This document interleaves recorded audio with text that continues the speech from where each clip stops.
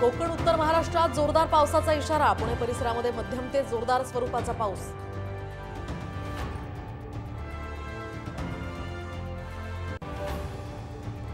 पुण्यात पोलीस अधिकाऱ्यावर कोयत्याने हल्ला करणारा पोलिसांच्या ताब्यात। अवघ्या 12 तासात आवळल्या मुसक्या।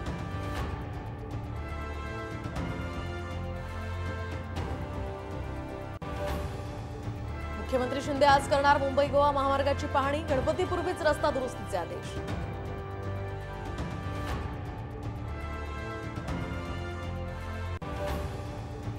केंद्र सरकारच्या धर्तीवर राज्य सरकारचा सुद्धा युनिफाईड पेन्शन योजना लागू करण्याचा मंत्रिमंडळ बैठकीमध्ये निर्णय। लाखो कर्मचाऱ्यांना याचा होणार फायदा।